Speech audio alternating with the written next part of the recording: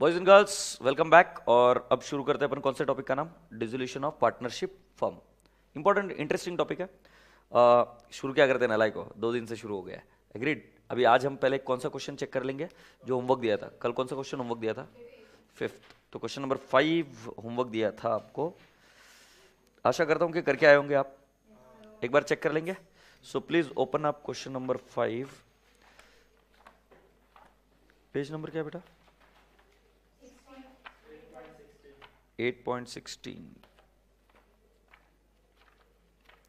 अच्छा, जो कुछ क्वेरीज आई थी वो एक बार सॉल्व कर दूं क्या?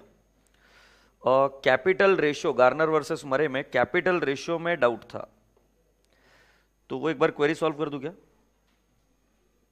कैपिटल रेशियो के डाउट को सॉल्व कर देता हूं। डाउट ये था कि कल हमने लास्ट क्वेश्चन कौन सा सॉल्व किया था बेटा? Joint life policy. Question number 3 पर आ जाओ। क्वेश्चन नंबर 3 पर आ जाओ, 15। तो इधर डाउट ये था, जो बच्चों ने मुझे पूछा कि सर ये इधर जेएलपी है एंड दिस वाज सरेंडर्ड। तो उन्होंने बोला कि सर ये आपको कैसे पता कि ये डिसोल्यूशन एडजस्टमेंट है या फाइनल अकाउंट एडजस्टमेंट है? ठीक है। सो बेटा जी, मैंने कहा ये फाइनल अकाउंट एडजस्टमेंट नहीं है, डिसोल्यूशन की है। And I need to prove now why it is dissolution adjustment. मैंने कहा कि जो जेएलपी थी उसको जो सरेंडर किया, वो सरेंडर करना फाइनल अकाउंट एडजस्टमेंट नहीं है। क्यों? क्योंकि बेटा जब तुम बच्चे थे, छोटे थे, तब तुमको सीपीटी में पढ़ाया था कि जेएलपी के 3 ट्रीटमेंट है। अगर आपको धुंधला धुंधला याद आता है तो JLP does not appear in balance sheet, that is to say JLP is transfer to P and L account, treated as an expense.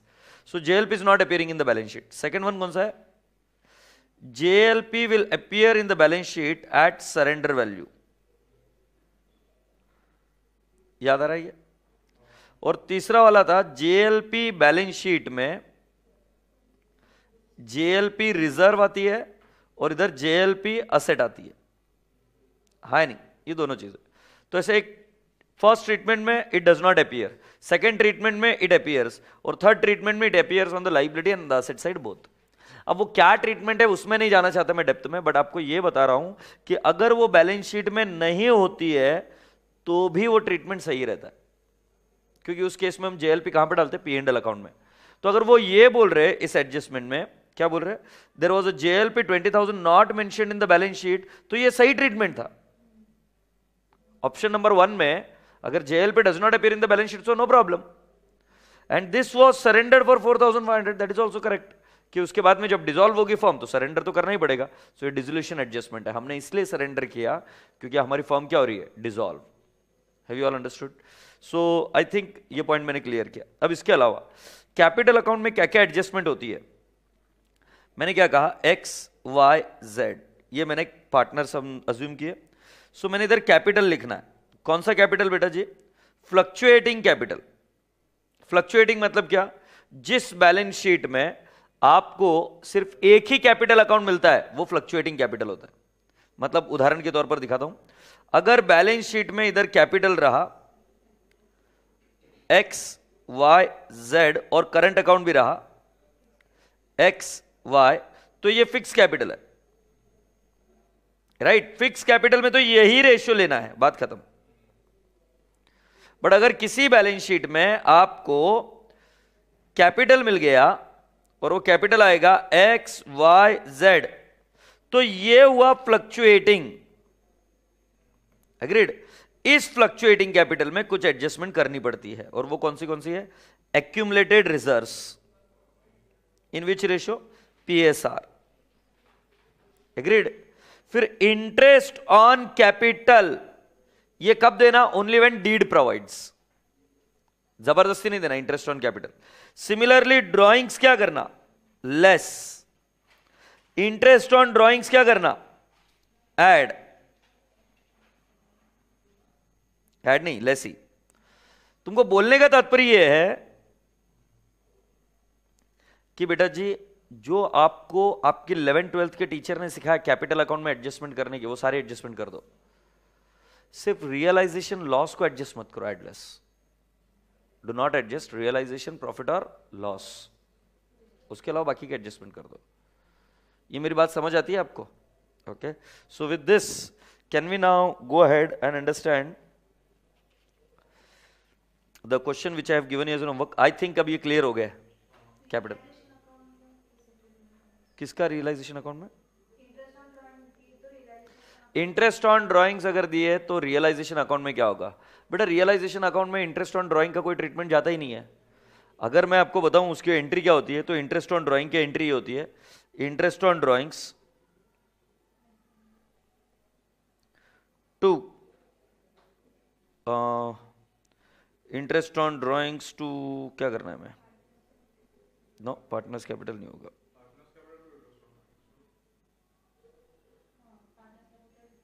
ये गलत लिख दिया मैंने, ये अपनी इनकम है ना. तो एक्चुअली एंट्री होती है partners capital to interest on drawings. सही है बेटा? ओके. और पहली एंट्री क्या होती है? P and L appropriation, no no sorry, interest on drawing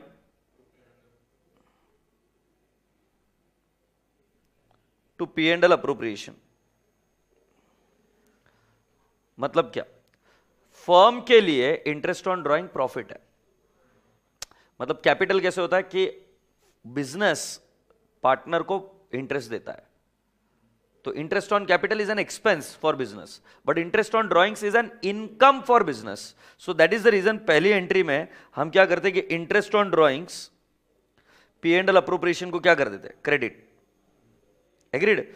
अब क्वेश्चन ये आता है कि ये इंटरेस्ट ऑन ड्राइंग अल्टीमेटली कहां क्लोज होगा? सो इंटरेस्ट ऑन ड्राइंग ये डेबिट और क्रेडिट हुआ, तो ये तो नॉक ऑफ हो गया है ना. तो लास्ट में एंट्री क्या बनी? Partners capital to P and L appropriation account. मतलब आपको क्या होगा बेटा जी? पार्टनर्स कैपिटल को डेबिट कर देना और आपके रिजर्व्स बढ़ जाएंगे. तो तुम्हारा क्वेश्चन ये था रियलाइजेशन अकाउंट में क्या इफेक्ट जाएगा? रियलाइजेशन अकाउंट में नहीं जाएगा, उसका इंपैक्ट जाएगा किस पे? P and L appropriation account. जैसे कल एक क्वेश्चन किया था हमने, वो क्वेश्चन कौन सा था देखो, जिसके अंदर आई टेल यू वो कौन सा क्वेश्चन था.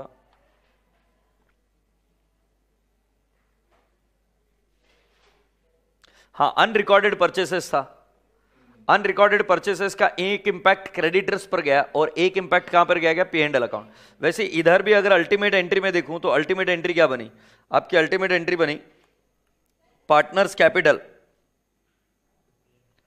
To P and L appropriation. तो गुड़ी अभी समझ में आ रहा है क्या? पार्टनर्स कैपिटल अकाउंट को क्या कर देंगे आप? डेबिट, और पी एंड एल अप्रोप्रिएशन को क्या कर देंगे? क्रेडिट. मतलब प्रॉफिट आपका बढ़ जाएगा और पार्टनर्स कैपिटल में से आप क्या कर दोगे? उसको less. Have you all understood? Alright friends, let's move on now.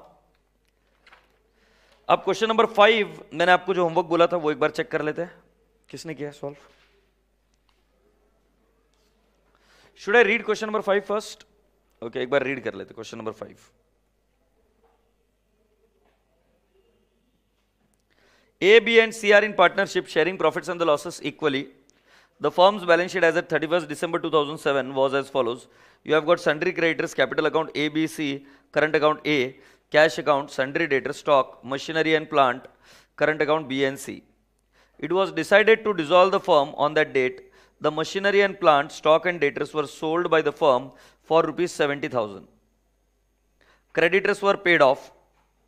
Assuming that C is insolvent and could not meet his liability to the firm, show necessary ledger account in the books of the firm. Are you ready?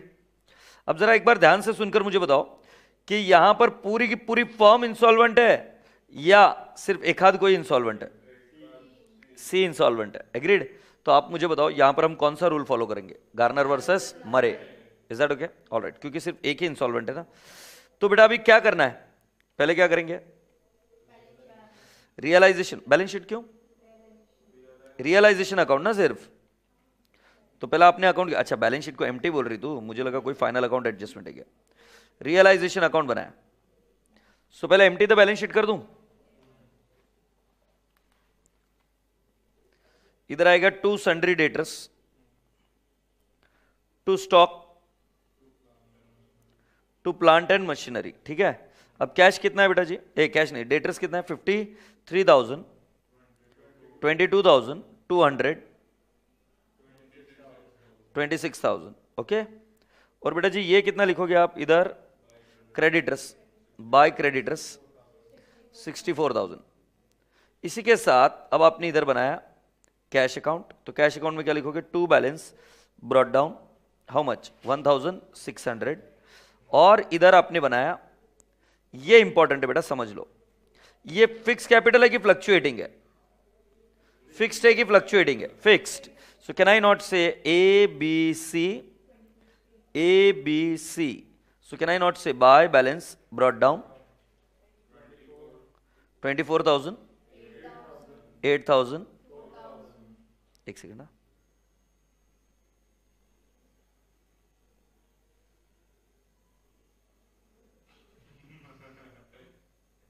तुम हंसते क्या यार, मतलब पता नहीं, मतलब बिल्ला क्यों बंद कर देता भगवान जाने. I did not understand what is his anger on me. ABC ना बेटा, bye balance brought down 24,000, 8,000 and 4,000. साथ ही साथ यहां पर आगे आएगा बाय करंट अकाउंट 10,800, और इधर आएगा टू करंट अकाउंट, ए का आएगा, ए नहीं बी का आएगा 2,000, सी का 6,000. Do you all appreciate? Yes. तो आई थिंक हमने करंट अकाउंट, कैपिटल अकाउंट और ये सब चीजें क्लोज कर दी है ना. अब एक काम करते, क्या क्या उन्होंने रियलाइज किया है. सो इधर लिख दूं क्या, बाय कैश, बाय कैश लिखकर मैं अंडरलाइन करूंगा. क्या क्या रियलाइज हुआ बेटा जी, उन्होंने machinery, plant, stock and debtors, machinery, stock, plant and machinery सब कुछ एक साथ ही दे दिया है नहीं. सो कैन आई नॉट से असेट्स रियलाइज्ड, क्योंकि उन्होंने मुझे ब्रेकअप नहीं दिया तो मैं आपको ब्रेकअप कहां से दूं. 70,000 आ गया क्या. इसका सेकंड इफेक्ट कहां जाएगा, इधर डेबिट साइड में क्या लिखेंगे, टू रियलाइजेशन अकाउंट. कितना लिखूं, 70,000. सही है. अच्छा, अभी कुछ ना भी बोले तो भी आपको किसका पेमेंट करना पड़ेगा, लाइबिलिटी का. सो हम क्या करेंगे, टू कैश अकाउंट, अंडरलाइन कर कर हम क्या लिखेंगे, क्रेडिटर्स 64,000. क्रेडिटर्स का सेटलमेंट वैल्यू दिया नहीं है. सो बेटा जी अब हमको यहां पर क्या करना पड़ेगा, कैश के क्रेडिट साइड में लिखना पड़ेगा बाय रियलाइजेशन अकाउंट. से यस 64,000. उसके बाद में क्या करेंगे आप, उसका प्रॉफिट और लॉस निकालेंगे कैलकुलेट कर कर. सो 64,000 plus 70,000 minus 53,000 minus 22,200 minus 26,000 minus 64,000 and it shall turn out to how much, 31,200. 31,200 profit है कि लॉस है, लॉस. तो बेटा जी क्या I not say by partners capital account. PSR क्या दे रखा है बेटा, equal. So can I not say it will be A B C divide by 3, 10,400, 10,400 and 10,400. Does that tally? Yes. अब इसको हम क्या कर देंगे, पार्टनर्स कैपिटल के डेबिट साइड में टू रियलाइजेशन अकाउंट, लॉस 10,400, 10,400 और 10,400. अब क्वेश्चन ये आता है कि सर ये रियलाइजेशन लॉस में सॉल्वेंट पार्टनर कौन है, ए और B. Will they bring realization loss in cash? If you say you are following Garner versus Murray case, then what are you going to do? You are going to bring that loss in cash. Happy? अब एक काम करते हैं, इसी question को ढूंढते हैं हम जरा, इसके अंदर मॉड्यूल में है क्या, जरा एक बार ढूंढ लेते क्वेश्चन को. क्या नाम है,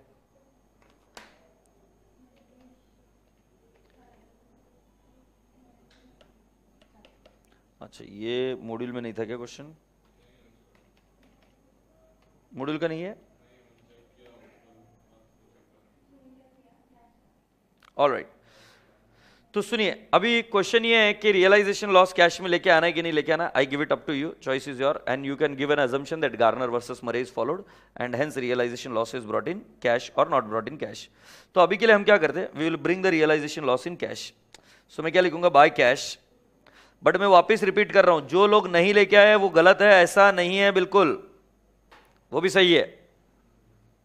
फिर अभी कैश में क्या कर देंगे, डेबिट साइड में टू ए टू बी, कितना आएगा 10,400 और 10,400. सी कितना कैश लेके आए, कुछ भी नहीं. तो सी के इंसॉल्वेंसी के वजह से कितना डेफिशिएंसी होगा, 6,000 प्लस 10,400 माइनस 4000 कितना 12400। बेटा 12400 कौन से रेशियो में बियर करेंगे? Capital ratio. और कैपिटल रेशियो क्या है? 24:8, that is nothing but 3:1। Okay, so can I not say bye C is capital, oh A is capital by B is capital। तो बेटा जी मेरा वर्किंग आएगा इन द ब्रैकेट 12400 इंटू 3/4 और 12400 into 1/4। Do you all appreciate this? क्योंकि ratio क्या है बेटा 24:8 ना, और डेफिशिएंसी कितनी है 12400। सो 12400 डिवाइड बाय 4 इंटू 3, 9300 ए की तरफ से मिला सी को और 3100। तो इधर आएगा 2 C is capital and how much I'll write down 9300 and 3100 and then that becomes nil। बचा हुआ पैसा हम कैश में सेटल कर देंगे। तो to cash it turns out to how much? 24,000 plus 10,800 plus 10,400 minus 10,400 minus 9,300 कितना आएगा? 25,500। हैप्पी? और दूसरे वाले पंटर का क्या है? उसका भी डेबिट में ही आ रहा है balancing. 8,000 plus 10,400 minus 2,000 minus 10,400 minus 3,100 कितना आ रहा है? 2,900। अच्छा, जिन बच्चों ने रियलाइजेशन लॉस कैश में नहीं लाया उनका बैलेंसिंग फिगर क्रेडिट में आया होगा। But the answer is one the same, not a big deal. अब इधर क्या लिखेंगे? बाय ए बाय बी। ए कितना आएगा? 25,500 एंड 2,900। सो बेटा कितने पे टैली हुआ? 92,400। ये गुंडप्पा का भी 92,400 पर टैली हुआ क्या? ओके, तूने realization losses not brought in cash by you, so your answer is also right. Did it tally? Yes. Okay, है ना? ये लो, जिन बच्चों ने realization loss is not brought in cash तो उनका आंसर क्या आया होगा मैं बताता हूं। ए का 25,500 की जगह पे आंसर आना चाहिए 25,500 माइनस 10,400, 1,500 आना चाहिए। 1,500 भाई, है ना? और ये जो है ना बी, उसका 2,900 ना, उसका 7,500 आना चाहिए, बट इधर नहीं, डेबिट में आना चाहिए। फिर ये दो एंट्री आपकी नहीं आई होगी। समझ गए क्या पांडे जी? बट अभी जो हमने किया है वही कंटिन्यू रखते हैं, नहीं तो और कंफ्यूजन ऐड हो जाता है। हैप्पी? तो this is the final answer. I am proud that कि मैं इतना फास्ट बोलने के बावजूद भी आप समझे, बहुत अच्छी चीज है, और ये स्पीड आपको एग्जाम में चाहिए। So now write down the last part of dissolution of partnership firm, and this is called as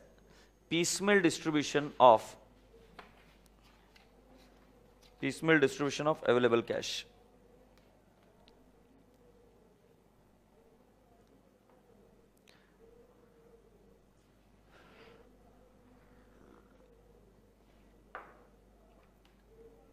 So the heading is piecemeal distribution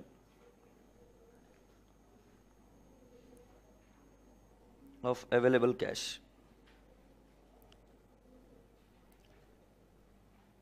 If you are all ready, then let's start। अच्छा, I'll tell you what piecemeal means, one by one, slowly। जो अभी तक हम पढ़ते हैं वो थोड़ा सा इतना लॉजिकल नहीं था। क्यों? क्योंकि ऐसा कभी नहीं होता बेटा कि सारे एसेट को हम पहले रियलाइज कर ले और धीरे धीरे, और क्रेडिटर्स का पेमेंट भी एक गो में होता है, ऐसा नहीं होता है। रियल लाइफ में कैसे होता है कि आप असेट रियलाइज करें, you realize one asset and then you what? Pay. So when you realize an asset you pay it in a protracted manner और स्लो एंड स्टडीली। मतलब कैसे? देखो, you realize the asset in जैन, तो जैन में जितनी भी असेट रियलाइज हुई उसकी टोटल लेंगे और जैन के एंड में पे कर देंगे, पे जैन एंड। क्वेश्चन आता है किसको? ये टाइप के क्वेश्चन आपको सिखाएंगे, how to make the payment. Similarly आपके पास फरवरी में आपने असेट रियलाइज की, पे फरवरी एंड, किसको? ये टॉपिक आपको सिखाएगा। Is that okay? In November 2018 exam, there was a question for 20 marks on this part of the chapter, 20 marks का क्वेश्चन आ गया और वो एकदम माहौल वाला बन गया काम। ठीक है, तो let's start with the story, सुनते हैं। सो बेटा जी, पीसमेल distribution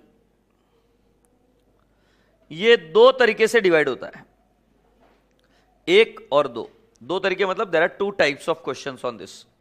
one is called as proportionate capital method,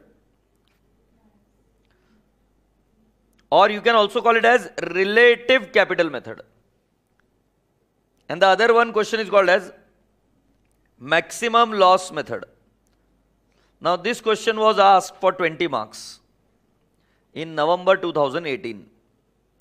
20 marks का क्वेश्चन था, प्रोपोर्शनेट कैपिटल मेथड और कौन सा, मैक्सिमम लॉस मेथड। इंस्टीट्यूट के इसमें प्रोपोर्शनेट कैपिटल मेथड पर कुछ क्रिटिकल क्वेश्चंस है मॉड्यूल में, तो इसको बिना लॉजिकली समझे अगर आप आगे गए तो फंसोगे ही फंसोगे। तो मैं यहां पर भी कोशिश करूंगा कि आपको लॉजिक समझा दूं पहले। Are you ready? Alright, so now what do you do? Write down sequence of payment, sequence of payment in both the methods,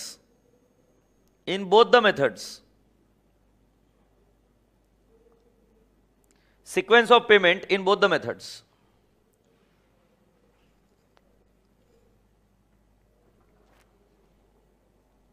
First one, realization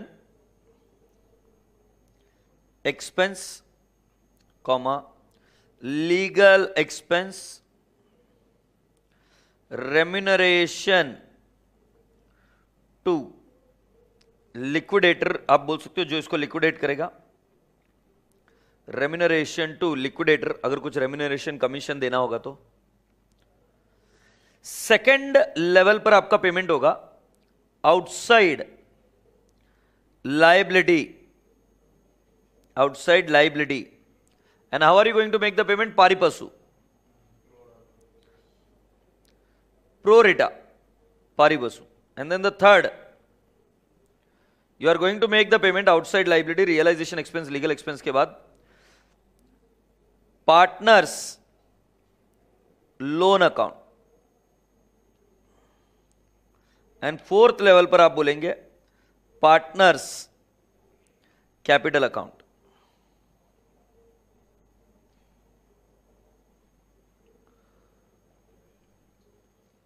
theory में पढ़ेंगे आप तो पार्टनर्स लोन के बाद में और एक चीज आती है कॉन्टिंजेंट लाइबिलिटी, और उसके बाद में पार्टनर्स कैपिटल।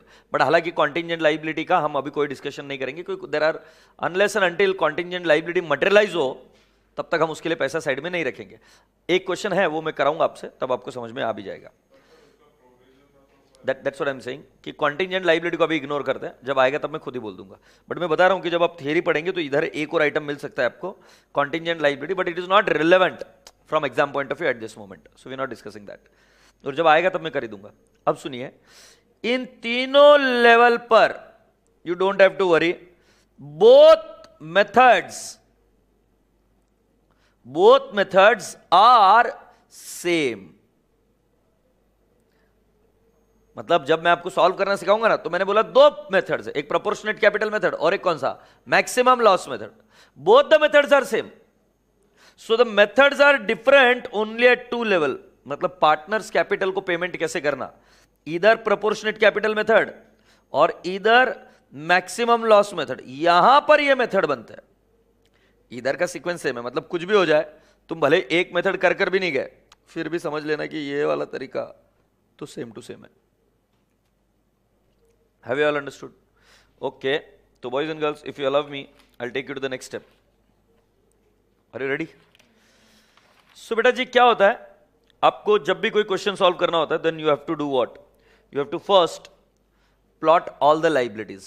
तो लिखते हैं format to solve the question, और मैं पहला कौन सा हेडिंग सिखा रहा हूं, रिलेटिव कैपिटल मेथड या proportionate capital method. Are you ready? Both methods are what, same. कब तक, जब तक आप 3 पेमेंट नहीं कर दो। उसके बाद में प्रोपोर्शनेट कैपिटल मेथड और कौन सा है, मैक्सिमम लॉस मेथड। अब जरा सुनते जाइए ध्यान से। Format to solve the problem, format to solve the problem. Problem को कैसे सॉल्व करेंगे देखिए, आपका फर्स्ट स्टेप होगा कि आप लिखेंगे यहां पर पर्टिकुलर्स, फिर इधर लिखेंगे अमाउंट रियलाइज्ड। अमाउंट रियलाइज के बाद, पूरी क्लास का ध्यान इधर, अमाउंट रियलाइज के बाद you will write down the names of the liabilities. For example creditors, outstanding expenses, partners loan और मे बी पार्टनर्स कैपिटल। इसमें आ जाएगा ए, बी, सी, तो कुल मिलाकर यह फॉर्मेट होगा। तो मतलब आपको ध्यान में रखना है कि लाइबिलिटी साइड में जितनी भी चीजें हैं, जो लाइबिलिटी है, रिजर्व्स एंड सरप्लस का कॉलम नहीं बनाना, जो लाइबिलिटी है उन सभी के क्या कर देना बेटा जी, आपने कॉलम बनाकर रेडी कर देना। एग्रीड? और जब आप रेडी कर दो तो अब इधर यहां क्या करना, यहां पर पहले लिखना कि what is the opening balance. तो opening balance creditor, outstanding expense, partners loan, A B C, ऐसा लिख दोगे आप। फिर क्या करोगे, फर्स्ट रियलाइजेशन, वो देंगे खुद आपको, फर्स्ट रियलाइजेशन ये अमाउंट आएगी। फर्स्ट रियलाइजेशन मतलब कितना पैसा रियलाइज हुआ। अब मुझे बताओ, पहला पेमेंट किसका करना सिखाया मैंने सीक्वेंस में, realization expense, legal expense, any liquidator remuneration etcetera etcetera. So पहला हम करेंगे लेस एक्सपेंसेस, अगर कुछ हुआ तो। अब ये माइनस करेंगे, माइनस करने के बाद में आपका कोई फिगर आएगा और उसके बाद में आप क्या करोगे, less paid to creditors and outstanding expenses. हाँ या नहीं, कि पार्टनर्स लोन का मतलब नंबर बाद में लगता है, तो इधर से दो लोगों का पेमेंट होगा। कैसे पेमेंट होगा, पारी पशु जो रेशो होगा उसमें। ये हो जाने के बाद आपके पास कुछ बैलेंस अगर बच गया तो आप पेमेंट करोगे किसका, पार्टनर्स लोन। सो फिर पार्टनर्स लोन का आप क्या करोगे, इधर से अमाउंट लेस और वो अमाउंट इधर से भी होगी लेस। हाँ नहीं, और बेटा जी इसके बाद में अगर कोई बैलेंस बच गया तो वो बांटना है किसको, पार्टनर्स कैपिटल को। और वो कैसे बांटना, उसके दो मेथड है, कौन सा, प्रोपोर्शनेट कैपिटल मेथड और maximum loss method. Have you all understood? So boys and girls, you are requested to write down this format what I have done, please understand. जितनी भी लाइबिलिटीज है उनके नंबर, नाम लिख दो।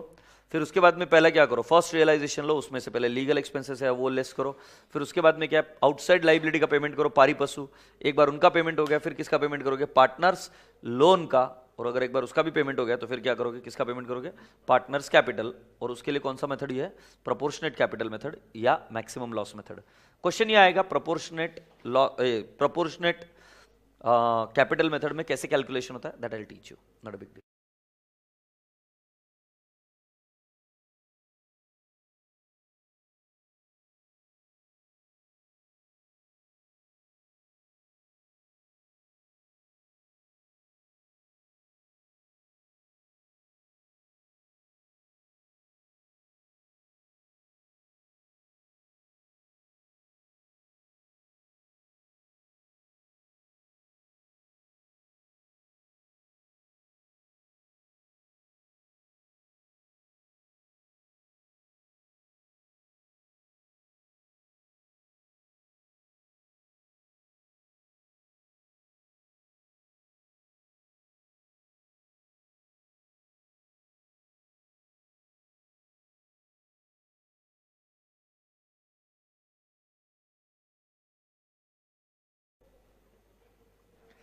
So here we take it to the next step.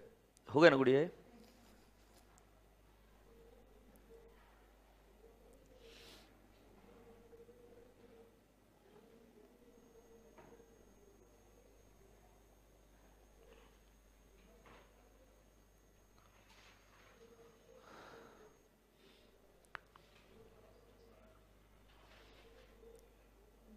अब पूरी class का ध्यान इधर, एक एग्जाम्पल लिख कर लो। Example, A, B and C are having PSR 3:2:1. capital of A is 2,80,000, 2,40,000. Capital of B is 1,80,000. ठीक है, and capital of C is 1 lakh. Okay, अब क्वेश्चन कैसे आता है देखो, ए बी सी का कैपिटल पता है 240, 1,80,000 एंड 1 लाख. क्वेश्चन ये आता है कि किसको पहला पेमेंट करेंगे, किसको पेमेंट पहला करेंगे. तुम बोलेंगे पीएसआर में करेंगे. एक एग्जांपल पीएसआर में करेंगे तो मान लेते मैंने लिख दिया 5 लाख. ये मेरा एक सेकेंड ना, इनका कैपिटल लिख देता हूं, 2,40,000, 1,80,000 और 1 लाख. ठीक है, एक सेकेंड ना,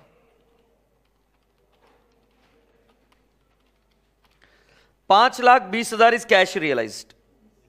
कैश रियलाइज्ड, एक एग्जांपल दे रहा हूं. ये आउटस्टैंडिंग कैपिटल है, ये आउटस्टैंडिंग कैपिटल है और मेरा कैश रियलाइज्ड है 5,20,000. अगर मैं इसका पेमेंट करूं इन पीएसआर तो कितना आएगा, 3:2:1. तो बेटा जी आप एक बार जरा कैलकुलेट करके बताओ मुझे, 3:2:1 में कितना आएगा. डिवाइड बाय 6 इंटू 3, मतलब यह आएगा 2,60,000. है नहीं. और दूसरे का कितना आ जाएगा,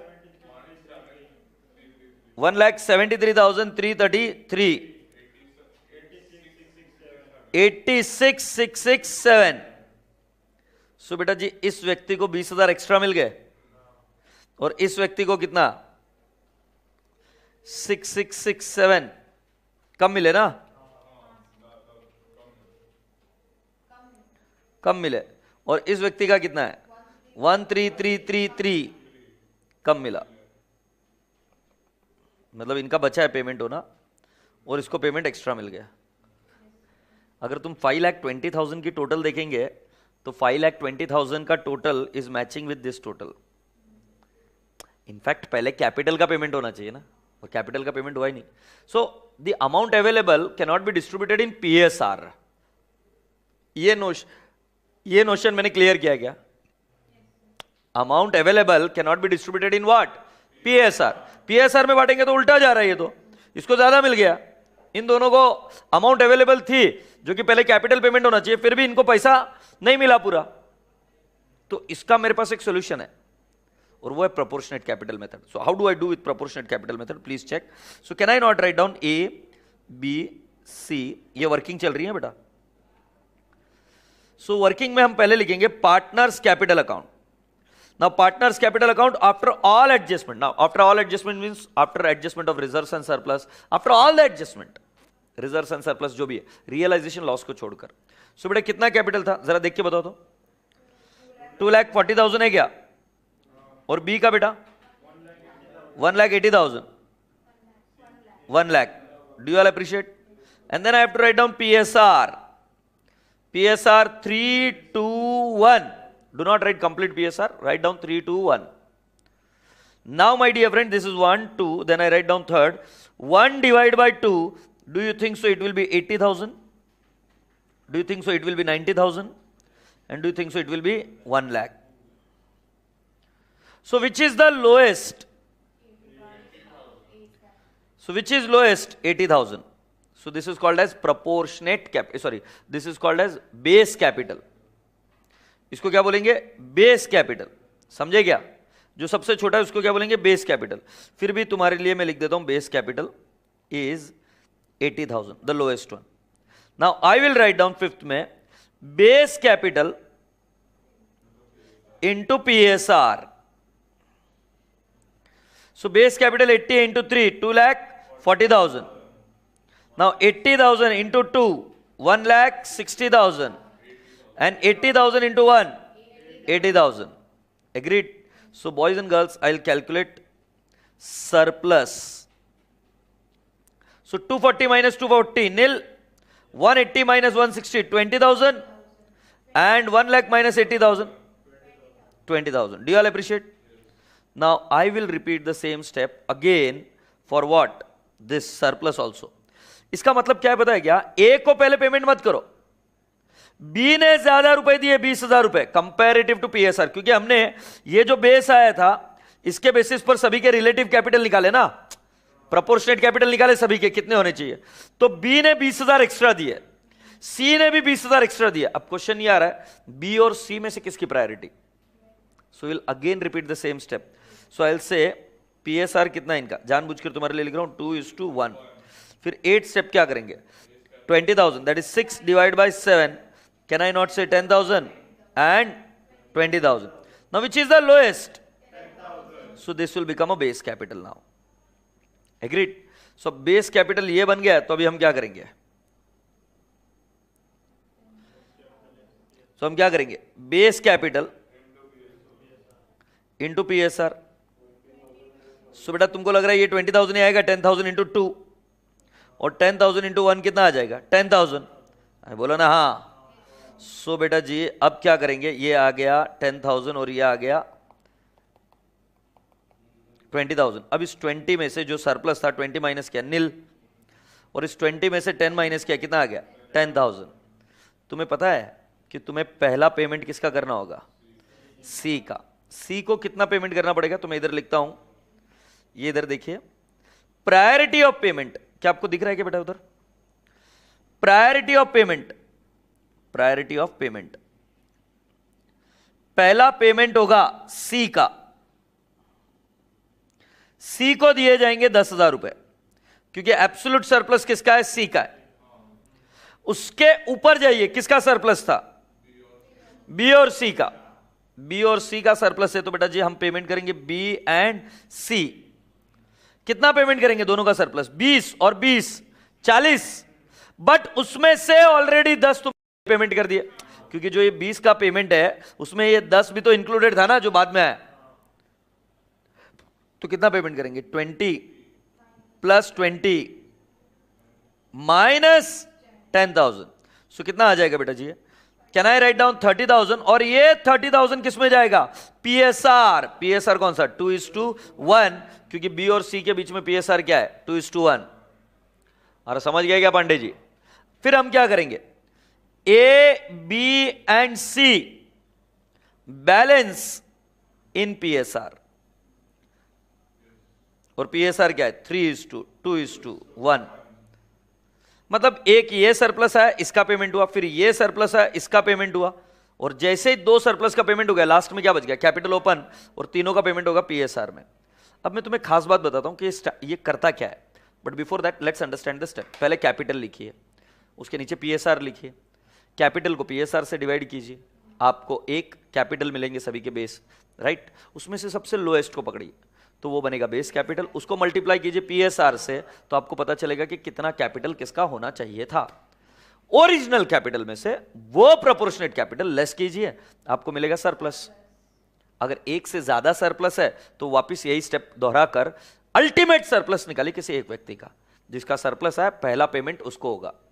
जैसे ही उसका पेमेंट होगा फिर आप क्या करोगे, आगे पेमेंट करोगे दोनों लोगों का, जिनके 2 के सरप्लस थे उनका, बट जो ऑलरेडी पे कर दिया वो क्या कर दोगे, माइनस.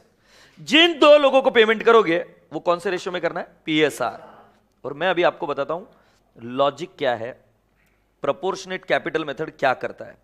मैंने आपको बताया था कि हमारे पास ये कैपिटल है, आउटस्टैंडिंग कैपिटल यही लिखा है ना मैंने. चलो यही क्वेश्चन सॉल्व करता हूं मैं, एक सेकेंड कंट्रोल से. जो मैंने है वो एज इट इज रहने दिया, इधर ए बी सी लिखकर छोड़ दिया, ये हमने गलत किया था.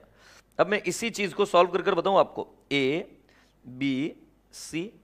सो can I not write down partners capital.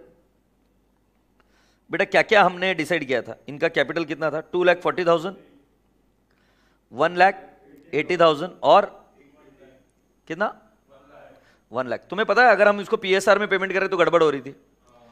अब मेरे कैलकुलेशन के हिसाब से पहला पेमेंट होना चाहिए सी का, और वो कितने रुपए का होना चाहिए, 10,000. सो बेटा जी मैं लिखूंगा लेस पेड. अच्छा पहले हम अमाउंट रियलाइज भी तो लिख लेते हैं. अमाउंट रियलाइज कितनी है? 5,20,000 है क्या? ओके,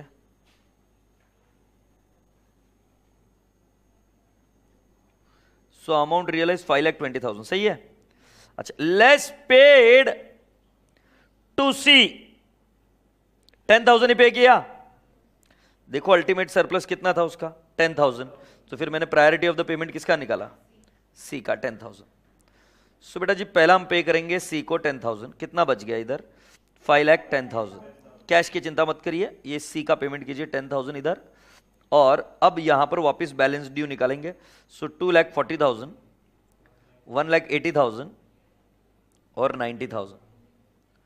तुम्हारी जानकारी के लिए इनके रेशियो लिख कर रखता हूं, 3:2:1। अगर तुम देख रहे हो, दो लोगों के सरप्लस कौन थे पता है क्या तुम्हें? बी और सी के। फिर उसके बाद में सरप्लस किसका है? सी का।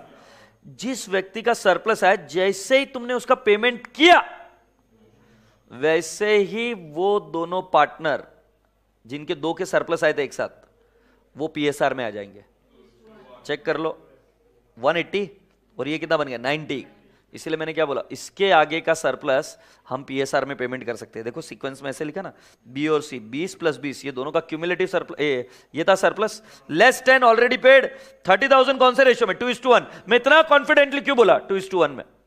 क्योंकि सिंपल था, क्योंकि सिंपल लॉजिक था, क्योंकि पीएसआर में आ जाता है। ये प्रोपोर्शनेट कैपिटल मेथड करता क्या है, जैसे ही एक व्यक्ति का सरप्लस पेमेंट हुआ, वो व्यक्ति दूसरे व्यक्ति के पीएसआर में आना शुरू हो जाता है। सो अभी हम क्या करते हैं, less paid to B and C, कितना बेटा जी? 30,000। याद आ रहा है कि नहीं आ रहा है? और कौन से रेशियो में? 2:1। सो बेटा जी इसको पेमेंट किया 20,000 और इसको पेमेंट किया 10,000, हाँ या ना? सो बेटा जी ये आ जाएगा 4,80,000 ना, 4,80,000, 2,40,000 और बेटा 180 - 20, 1,60,000 और ये कितना आ जाएगा? 80,000। जरा अपने आप से पूछो, क्या ये अभी तीनों पीएसआर में आ गए क्या? 3:2:1। इसलिए फिर मैंने लास्ट में क्या लिखा था? Balance in PSR. मतलब पहले वाले को सरप्लस पेमेंट करो, फिर जो दो सरप्लस थे वो पीएसआर में आ जाएंगे, उनको कितनी अमाउंट पे करना है वो निकाल कर देखो। फिर उसके बाद में और ऊपर के लेवल पर जाओ और क्या करो, तीनों को पेमेंट कर दो, और तीनों को कौन से रेशियो में पेमेंट करोगे? In PSR. So can I not write down paid to A, B and C in which ratio? In PSR. Can I not say 3:2:1? So 480, 2,40,000, 160, 80 और ये हो गया नील। तो क्या मेरे रसगुल्लों को समझ में आई क्या एक बात, कि रसगुल्लो जब पहले हम पीएसआर में बांट रहे थे तो तांडव कर रहे थे हम, किसी पार्टनर को गलत, किसी पार्टनर को ज्यादा। तो ये बहुत इंपॉर्टेंट मेथड था जो सिखाया गया, प्रोपोर्शनेट कैपिटल मेथड। अब थोड़ी सी लंबी सांस लो क्योंकि मैं बहुत भारी बात करने वाला हूं। वेरी गुड, ज्यादा जोर से नहीं, जिनको सर्दी हुई है। गुड बेटा, मैं ये एक्सपेक्ट करता हूं कि रिवीजन बैच में बैठे हो, मतलब कुछ बहुत तो, थोड़ा बहुत तो पढ़ के आए हो, है ना? हाँ। तो बेटा पार्टनर्स विड्रॉ करते तब असेट भी तो विड्रॉ करते हैं, और असेट इनडिविजिबल होती है। मतलब मान लो सी उठाकर ले गया कार, तुम बोल रहे हो सी सुन मेरी बात, तुझे सिर्फ 10,000 रुपए लेके जाने इधर, है नहीं, इसमें तुझे सिर्फ 10,000 रुपए लेके जाना। बट सी बोलता नहीं मैं तो कार लेके जाऊंगा, और कार 15,000 की है। हाय रब्बा, जैसे ही सी कोई अपनी जो रकम जितनी विड्रॉ करनी उससे ज्यादा विड्रॉ कर लेगा, तुम्हारे प्रोपोर्शनेट कैपिटल मेथड की बैंड बच जाएगी। पर तुम ऐसा नहीं बोल सकते कि नहीं तू विड्रॉ नहीं कर सकता। अबे अकाउंटेंट हो, अकाउंटेंट रहो। तुमको बोल रहे, पूछ नहीं रहे, बता रहे, पूछ नहीं रहे, किसी कार लेकर गया, अब तू बता क्या करने का। अब बात समझ आ रही है? तो उस केस में तुम्हें क्या करना पड़ेगा? दिमाग लगाना पड़ेगा, प्रोपोर्शनेट कैपिटल को अच्छे से समझना पड़ेगा। प्रोपोर्शनेट कैपिटल करता क्या है? कैपिटल को प्रोपोर्शनेटली कन्वर्ट कर देता है। जब कोई ट्रांजैक्शन ऐसी हो कि जिससे वो प्रोपोर्शनेट में ना रहे, तो तुमको वापस से रिवाइज तरीके से कैलकुलेट करना पड़ता है। मतलब पहले तुम कैलकुलेट कर दोगे अगर सब कुछ सही होता तो, बट सी ज्यादा उठाकर ले गया, कोई दिक्कत नहीं, उसको बोलने का लेके जा। तुम्हारे पास कुछ, अभी जैसे यहां से 10,000 की जगह पे वो 15,000 ले गया, तो तुमको यहां पे 75 तो मिलेगा ना, इसका 1,60,000 तो मिलेगा ना। मेरे कर्सर के पास ध्यान दो, इसका 80 की जगह 75 मिलता, इसका कितना मिलता है 160 और इसका 240, वट एवर XYZ। अब तुम क्या करोगे, ये PSR में नहीं आ रहा है, जो मैंने ट्रिक बताई वो नहीं हो रहा, ज्यादा विड्रॉ कर लिया तो वापस से पूरा कैलकुलेशन करेंगे and you will go ahead. कम लेकर गया तो आंदा नहीं है, क्यों? क्योंकि बची हुई कैश दे देंगे। उसको 10,000 देना था, 8,000 की कार लेकर गया तो 8,000 की कार ले जा, 2,000 कैश ले जा, उसमें कोई दिक्कत नहीं है। बट साला 10,000 ले जाना था, 15,000 ले गया तो वो किसकी बैंड बजा देता है? PSR की बैंड बजा। तो उस केस में उसको ले जाने देने का, उसको बोलना ले जा ले जा, फिर वापस से क्या कैलकुलेट करना? Proportionate capital. Have you all understood? क्या मैं दिमाग में घुसेड़ने में कामयाब रहा? Yes. Alright, so do you want to write down anything of this sort? हाँ, मतलब ये पहले प्रॉब्लम क्या थी मैंने वो समझाया। प्रॉब्लम मैंने पहले PSR में बांटा, this was the problem area, if you have understood, मतलब दिस वाज प्रॉब्लम। फिर प्रॉब्लम के बाद मैंने आपको क्या कराया, वर्किंग करा कर दिया कि प्रोपोर्शनेट कैपिटल निकालते कैसे। प्रोपोर्शनेट कैपिटल निकालने के बाद में मैंने प्रायोरिटी ऑफ द पेमेंट इधर निकाला, और प्रायोरिटी ऑफ द पेमेंट के बाद में वो पेमेंट कैसा होगा एक्चुअली ये बताया। तो आपको स्टेप नंबर 1 में एग्जाम्पल लिखा कर दिया, स्टेप नंबर 2 में अगर तुम ये मानते हो कि वो PSR में जाना चाहिए, सो प्रॉब्लम एरिया बताया, फिर इस प्रॉब्लम को सॉल्व करने का वर्किंग बताया। ठीक है, कुछ लिखना है नहीं लिखना है? फोटो निकालना है बच्चे, ऐसे नालायक है बस पूछो मत, ले लो फोटो। हाँ नहीं फोटो निकाल लो, खत्म करो किस्सा। और ये लॉजिकल भी है, रिवीजन बैच में थोड़ा समय बच जाएगा। समझ में आ गया ना? समझाने के लिए किया था।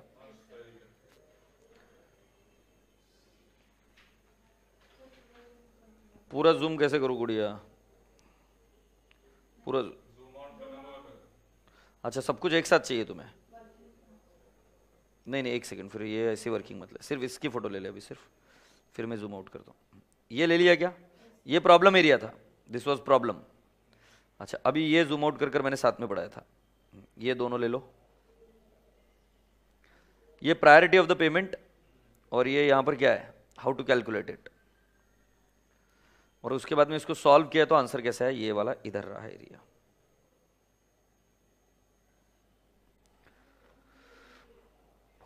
चले भी आगे। You are all requested to come down to the question number what 8th। Please come down to the question number 8th। 8वें प्रश्न के पास कूच करो, question number 8th।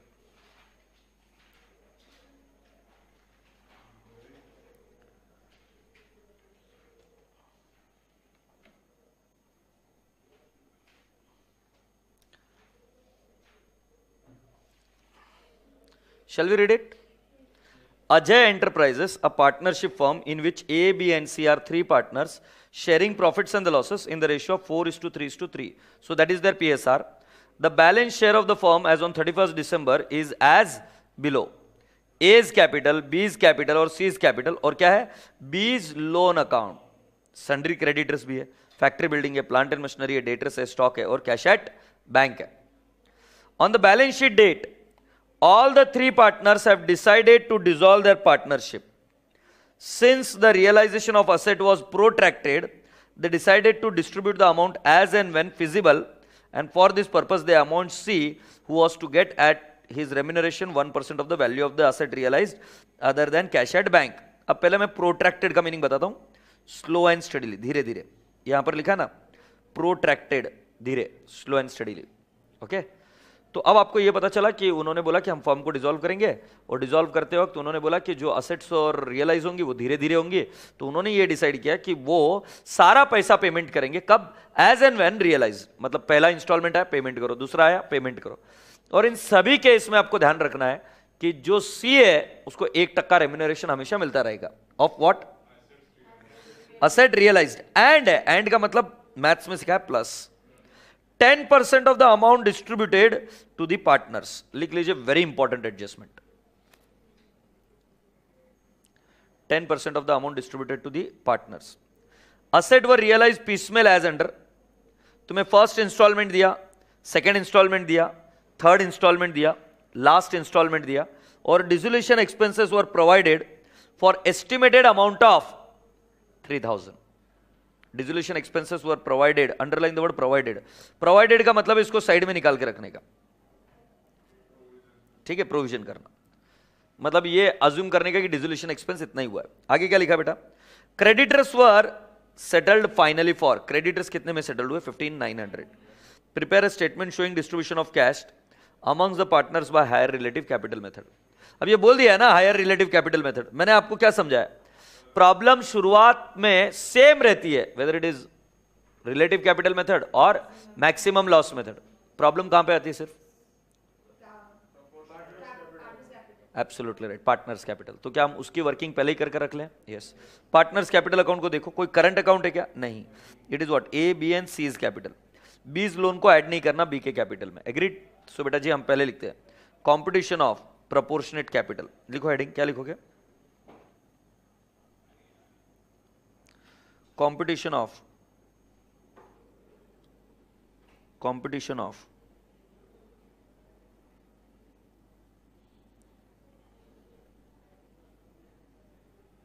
proportionate capital. You can also use the word competition of what? Relative capital.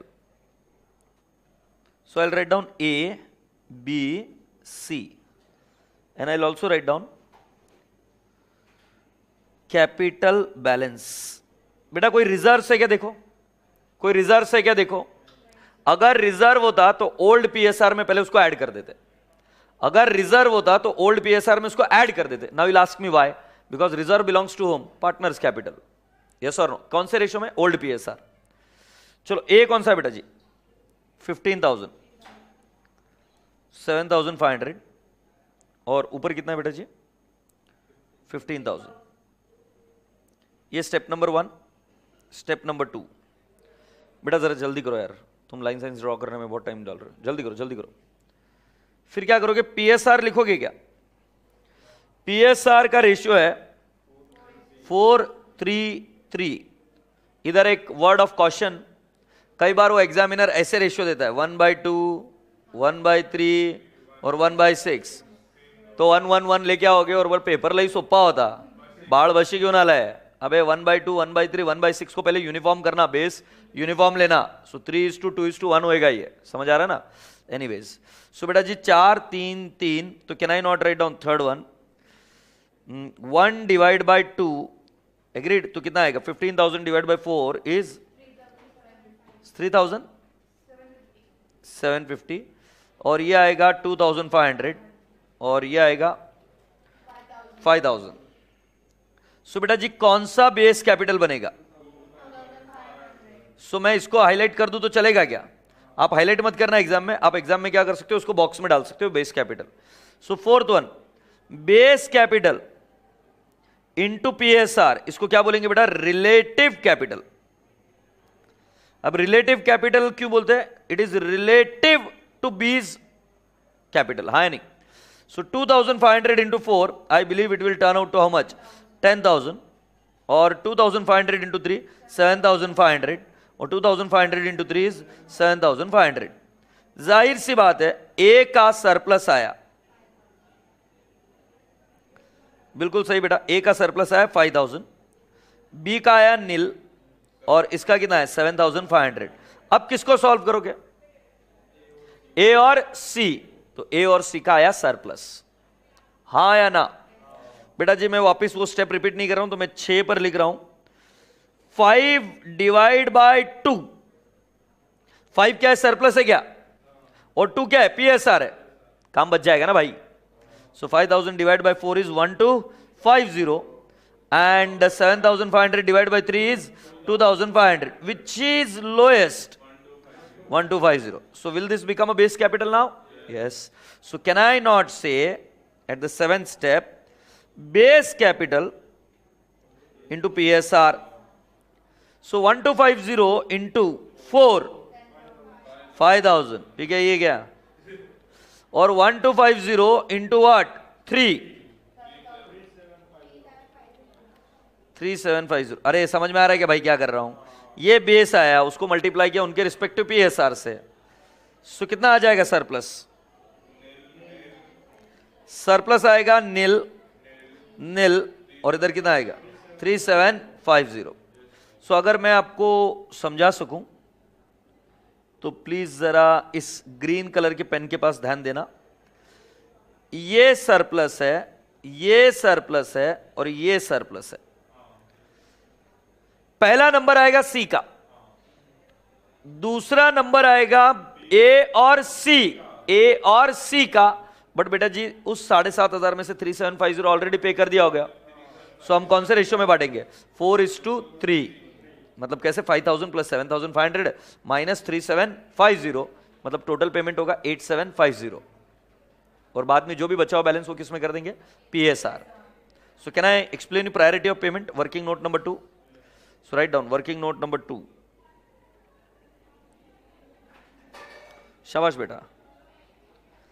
Priority of payment,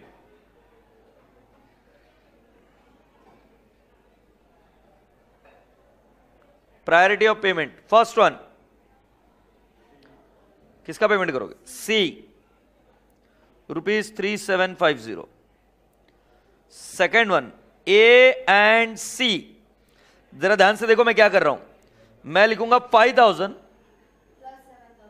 absolutely right, plus 7,500 minus 3,750 in the ratio of 4:3। But बेटा ये amount कितनी आएगी? 8,750 आ रहा है क्या? सो 8,750 इन विच रेशियो? 4:3। अब ये पूरा वर्किंग नहीं लिखने का, ये तुम्हारे लिए लिख कर दे रहा हूं, एग्जाम में डायरेक्टली लिख देने का A and C 8,750 in the ratio of 4:3। अब आपको 8,750 कैसे कैलकुलेट हो रहा है पता चल रहा है? Okay, now third balance amount, नहीं ए बी एंड सी लिखना पड़ेगा, A B and C balance amount in PSR and the ratio would be 4:3:3। अपनी आंखें खुली रखना और अपना दिमाग खुला रखना और देखना कि क्या एक एक का पेमेंट करने के बाद कैपिटल PSR में आ रहा है क्या। ये आपको कब पता चलेगा? जब आप उसका पेमेंट करने लगोगे तब PSR में आ रहा है क्या। If you are ready let's go on and start with the game. Format याद है क्या? लाइबिलिटी के अकाउंट बनेंगे सारे, एग्रीड, और पर्टिकुलर्स अमाउंट रियलाइज, सारी लाइबिलिटी, और लास्ट में क्या? Partners capital. चलिए आ जाइए, तो पहले हम फॉर्मेट पर ध्यान देते हैं। तो लिखिए स्टेटमेंट शोइंग, ये कोई अकाउंट नहीं है इसलिए हम वर्ड क्या यूज करेंगे? Statement showing distribution of cash, statement showing distribution of cash. इसका फॉर्मेट बनता है पर्टिकुलर्स। जनरली ये हमेशा एक पेज का बना लेने का, फिर इधर लिखेंगे amount realized, and then you will have the names of the liabilities. You will have sundry creditors, B's loan, and then you'll have capital, and within which I'll have A, B and C.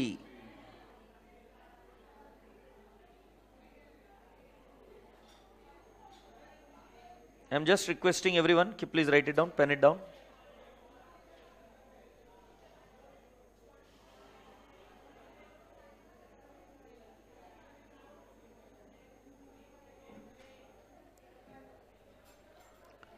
If you're ready, can we move on?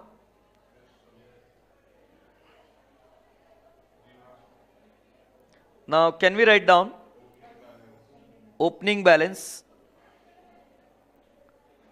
Sundry creditors का opening balance है 16,500, B's loan का balance है 4,500, A's capital है 15,000, B's capital है 7,500, and C's capital है 15,000. Please write it down. Step number 1. Step number 1 क्या करना है? क्या हम लिखेंगे क्या? Cash balance. बेटा कैश बैलेंस जरा देखो आपके इसमें कितना दिया है? कैश बैलेंस 275 है क्या? Add first realization. अब बेटा लफड़ा क्या करते पता है क्या बच्चे? कैश बैलेंस लेना भूल जाते हैं। कैश कभी रियलाइज नहीं हो सकते ना, तो कैश तो एज इट इज लेना पड़ेगा। सो कैश रियलाइजेशन के बाद आपका first realization it is 18,650। Can I not have the total of this? 275 plus 18,650, 18,925।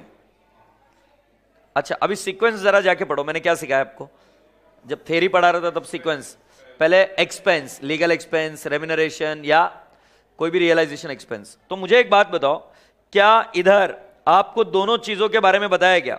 तुमको रियलाइजेशन एक्सपेंस के बारे में भी बताया, डिसोल्यूशन एक्सपेंस के बारे में बताया। कितना बताया? 3,000। और साथ साथ रेम्यूनरेशन भी बताया, 1% of the value of the asset realized except cash at bank and 10% of the amount distributed to the partners. मैं आपसे क्वेश्चन पूछूं, ये 18,925 क्या किसी पार्टनर को जाने वाला है क्या? नहीं, पहले तो क्रेडिटर बैठा है ना इधर। हाँ, अभी पूरी क्लास का ध्यान इधर, कोई लिखेगा नहीं, पूरी class is going to focus here. ध्यान से मैं क्या कर रहा हूं, पहले लेस रेम्यूनरेशन टू सी।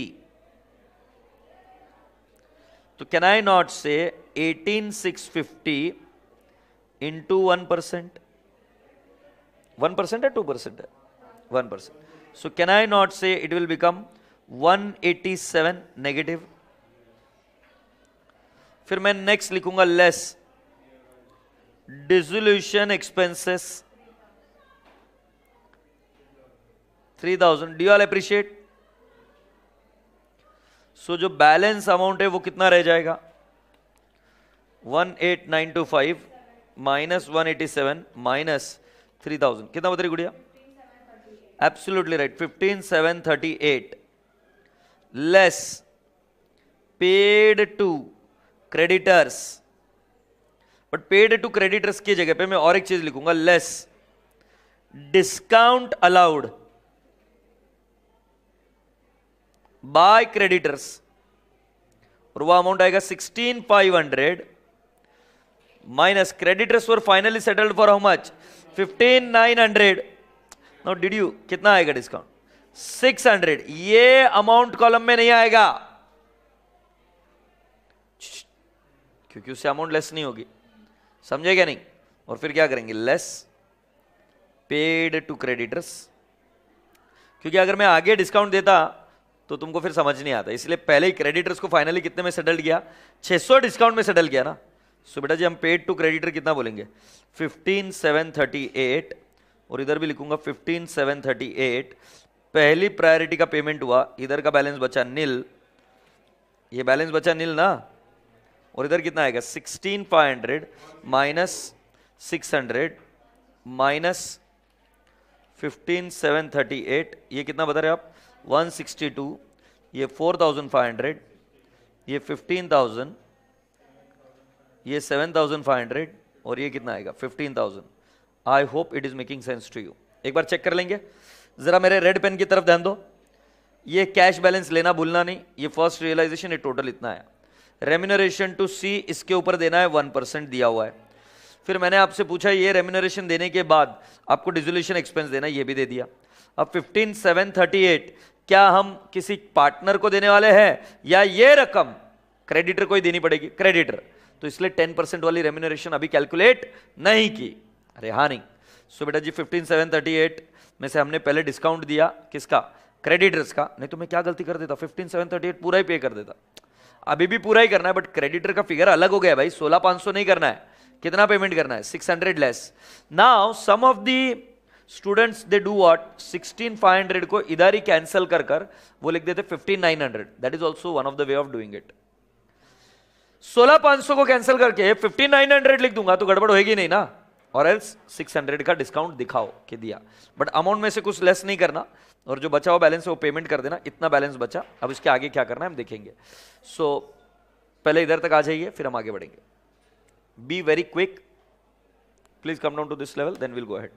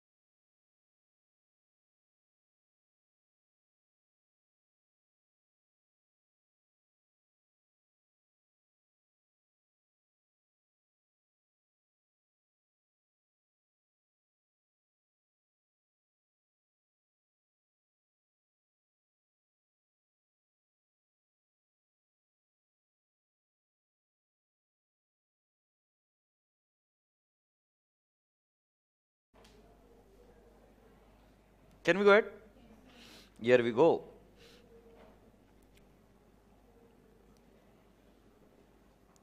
सुनो, अब सेकेंड रियलाइजेशन, ये रेड कलर में लिखता हूं मैं. सेकेंड रियलाइजेशन, क्या आप मुझे बता सकते हो सेकेंड रियलाइजेशन कितनी है बेटा? ये बच्चा बता रहा है 17,320. सही है. अच्छा, पहले क्या करना है? Less remuneration to C. 17,320 into 1%, so ये कितना आएगा? 173 नेगेटिव.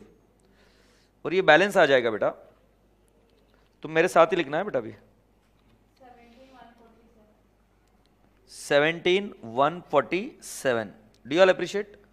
अब इसमें से लेस पेड टू क्रेडिटर्स, कितना पेमेंट हो जाएगा? 162. और इधर मैं पेमेंट कर दूंगा 162. Do you all appreciate? इसके बाद बैलेंस कितना आ जाएगा? 17,147 minus 162. It is 16,985 and it will become nil. और ये 4,500, 15,000 और 7,500 और कितना? 15,000. फिर हम क्या करेंगे? लेस पेड टू बीज लोन. बीज लोन है ना बेटा? मुझे ऊपर का दिख नहीं रहा है. बीज ही लोन है ना? हाँ, बीज लोन. तो कितना बेटा जी? 4,500 नेगेटिव. और ये इधर भी 4,500 नेगेटिव. हाय रब्बा, अब ये पेमेंट हो गया. कितना हो गया? 12,485 नील नील. 15,000, 7,500 और 15,000. ठीक है. देखो ना, बेचारे बच्चे इतनी तैयारी करके आते हैं, एक छोटी सी गड़बड़ हुई नहीं, तुम्हारी बैंड बजी नहीं. रेडी हो? इधर 12,485 को डायरेक्टली डिस्ट्रीब्यूट नहीं करना. अब ये देखो, ये 12,485 किसको देना है? कौन बचा है अभी? पार्टनर. तो रेम्यूनरेशन किसको देना है? किसको? ये रेम्यूनरेशन देना पड़ेगा ना सी को. क्या रेट से? 10%. पूरी क्लास का ध्यान इधर. अभी कोई नहीं लिखेगा, कोई नहीं लिखेगा. अगर तुमने ऐसा किया 12,485 इंटू 10%, तो भी आंसर गलत है. क्यों? मैं कारण बताता हूं. ये देखो बेटा, तुम क्या बोल रहे हो? 12,485 का 10% मतलब क्या मैं बोल सकता हूं? 1249. सो अभी मैं माइनस 1249 माइनस करूंगा तो कितना आ जाएगा? 11,236. अरे सॉरी यार, 11,236 आएगा क्या? बट बेटा इसका 10% तो है ही नहीं ना. और ये अमाउंट डिस्ट्रीब्यूटेड होगी. उन्होंने ऐसा नहीं बोला कि अमाउंट अवेलेबल का 10%. उन्होंने वर्ड बोला amount distributed. Amount distributed is this sir, not this. This is inclusive of two things, one which is distributed and one which is commission. इसमें दो अमाउंट है ना. तो जब भी ऐसा बोले ना कि 10% of amount distributed to partner, तब आपको कमीशन डायरेक्टली नहीं निकालना पड़ेगा 12,485 का. इसके कमीशन के चर्चे है भाई गांव गांव में. लेस कमीशन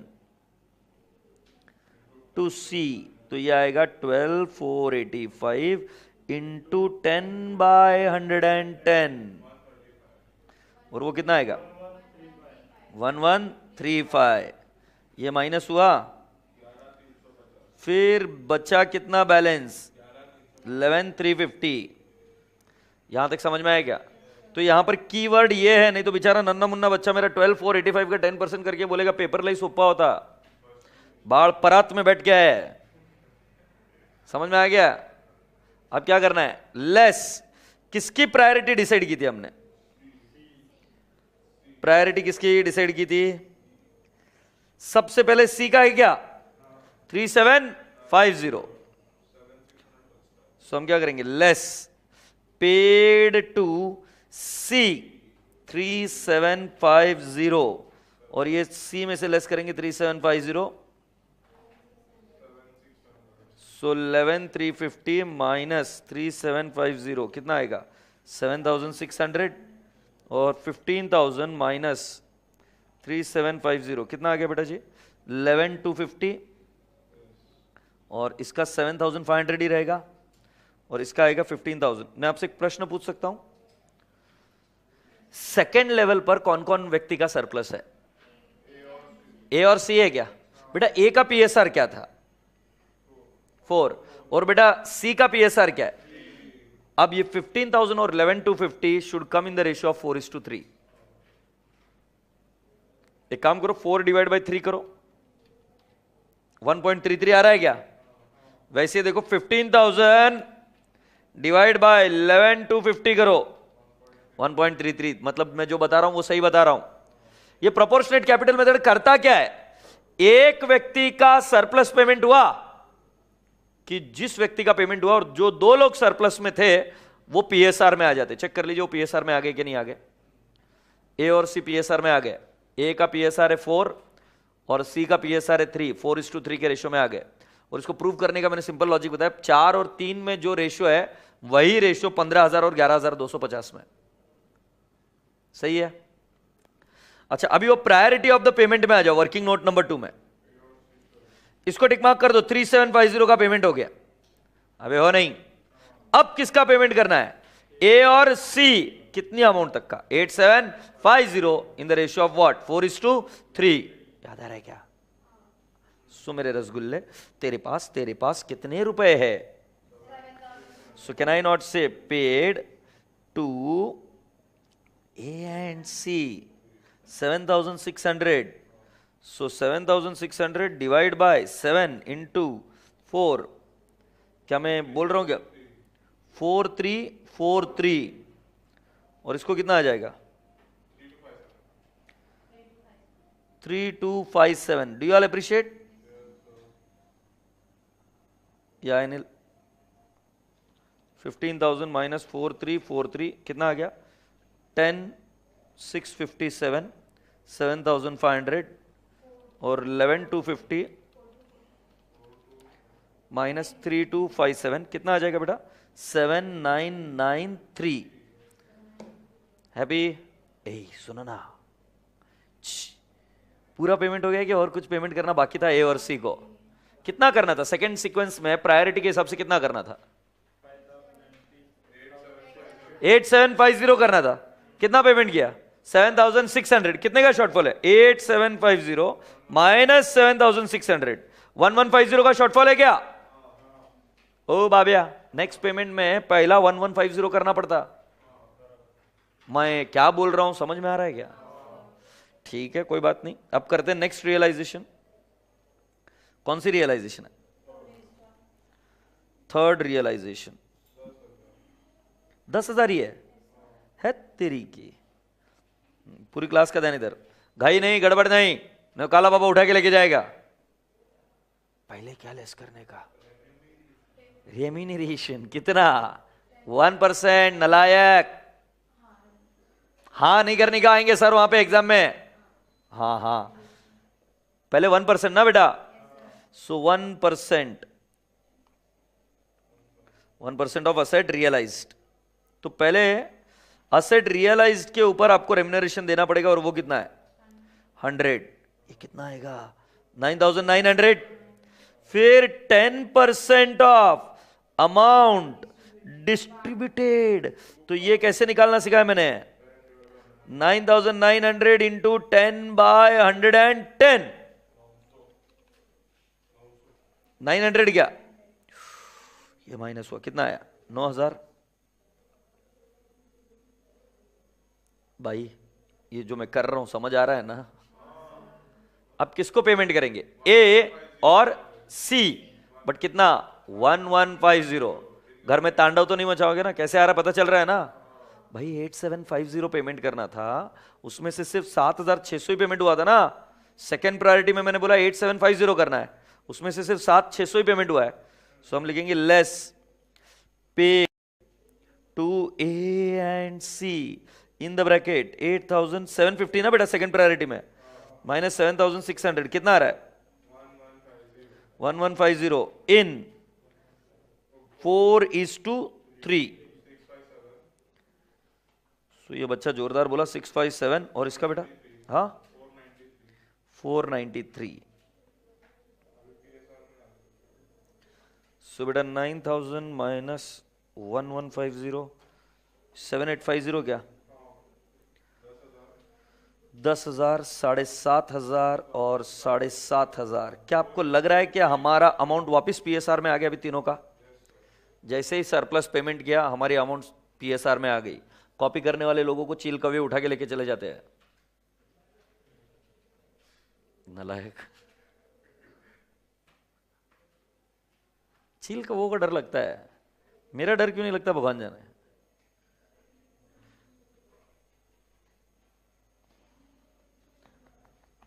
चलो आगे क्या है अभी, नेक्स्ट रियलाइजेशन बताएगा आपको। किसमें से बचा है मैडम, कहां बचा? ओ बचा बचा बचा मैम, सॉरी मेरे से गलती हो गई। Less paid A B and C in the ratio of 4:3:3। So 7850 divide by 10 ना बेटा, इंटू 4। सो 3140 2355 और 2355 ये पेमेंट हुआ। एक्चुअली क्वेश्चन टफ नहीं है, बट एग्जाम में दम तोड़ देता है बच्चा जब तक ये सॉल्व करता है कि बोले मैं कुछ गलत कर रहा हूँ कि सही कर रहा हूँ। अपने आप पर से भरोसा उठने लगता है, क्योंकि प्रॉब्लम सिंपल दिख रही थी हाथ में उठाते वक्त, तो फिर बाद में ये तांडव कर गई। 5145 ओके, ये पॉजिटिव है, ठीक है ना। अब लास्ट रियलाइजेशन कितनी है बेटा आपके? 7,000 is the last realization, please check कर। So fourth realisation,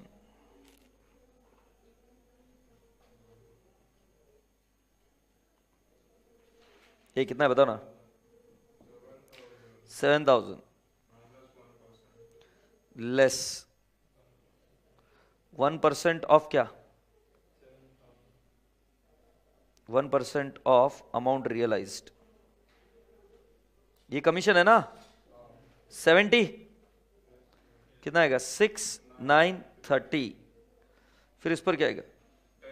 10%, 10/110 commission on amount distributed into 6,930 कितना आ रहा है बेटा? 630 6,300 less paid to A, B and C in PSR 433 6,300 negative।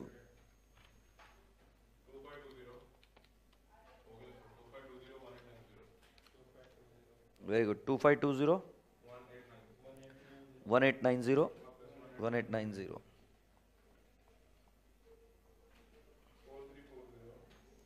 So 6860 minus 2520 4340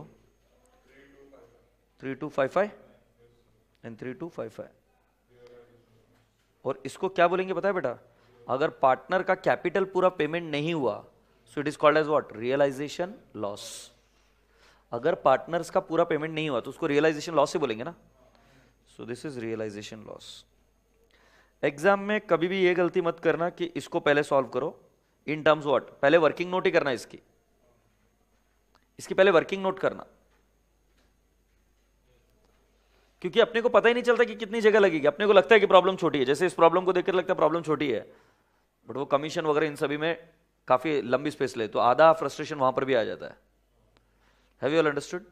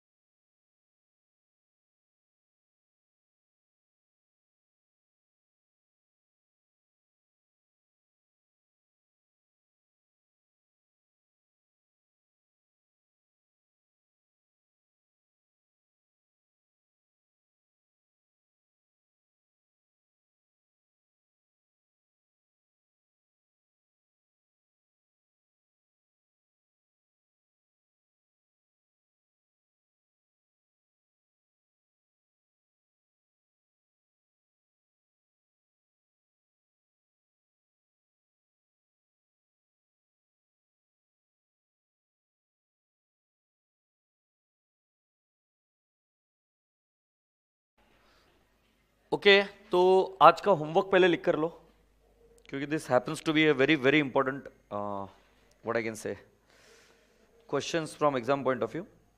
तो पहले ये लिख कर लो homework. Solve all the questions of proportionate capital method. Did you hear me carefully? I use the word solve. Don't see. Solve all the questions of proportionate capital method from your module.